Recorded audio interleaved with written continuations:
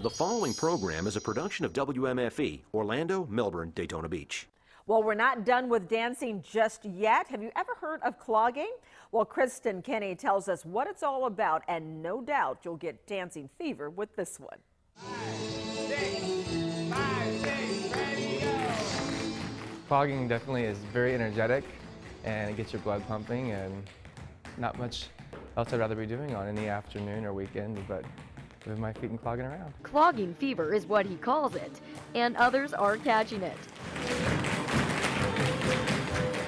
Meet Andy Howard. He's a PR guru for the Orlando Opera by day, but in his spare time, he teaches team clogging classes at Turning Pointe Dance Studios in Longwood, where he says kids are now giving clogging a chance. Everybody dance, go! I have my work that I do as Director of Education and Community Relations for Orlando Opera Company, but it's nice to also be able to make a little bit of side money here and there and get paid to do the thing that you really love to do the most, and for me that's clogging. Clogging has its roots in Europe, but the American team clogging tradition comes from the mountains of Asheville, North Carolina, beginning as a form of square dancing 80 years ago. This rich tradition also happens to be a Howard family tradition, introduced by Andy's grandparents. When I was 8 years old, my grandmother suggested that my cousin and my sister and I take clogging classes at a local YMCA in LaBelle, Florida, where I was raised, which is near Fort Myers in southwest Florida. And we tried it and we loved it. One of the things we really enjoyed the most, aside from the energy aspect, was the performance aspect. 20 years later, Andy not only teaches clogging, but he's gone global with his own professional clogging troupe, American Racket.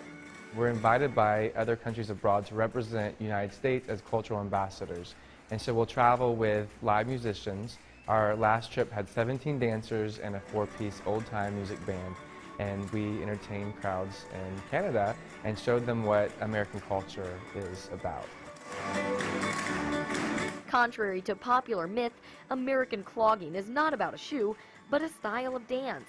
You know, they have these stereotypes in their heads that it's wooden shoes and windmills and tulips, and really American clogging has nothing to do with the image of the Holland clog shoe.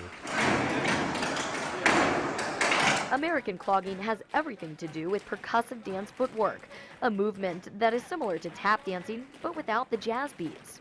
Tap dancing and clogging look very similar because they are very similar. They're basically sibling forms that developed out of the same percussive dance solo traditions, dances that were done alone.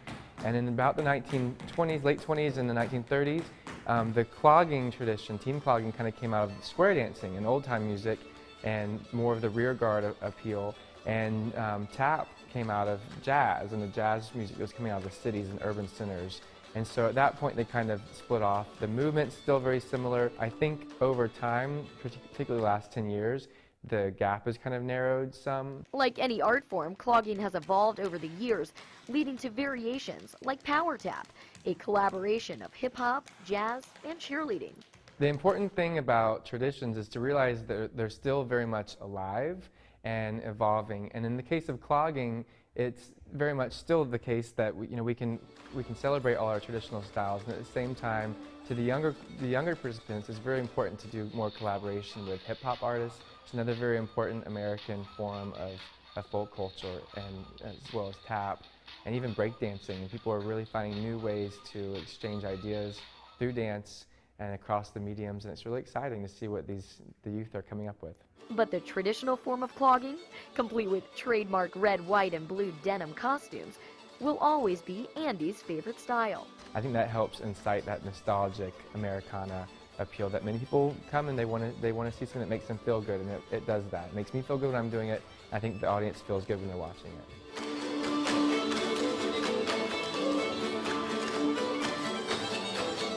That takes so much energy and talent. To learn more about American Racket, simply check out the links at our website. Well, that wraps it for us here at the Festival of Trees at the Orlando Museum of Art. The Arts Connection will be away for a few weeks, returning December 18th.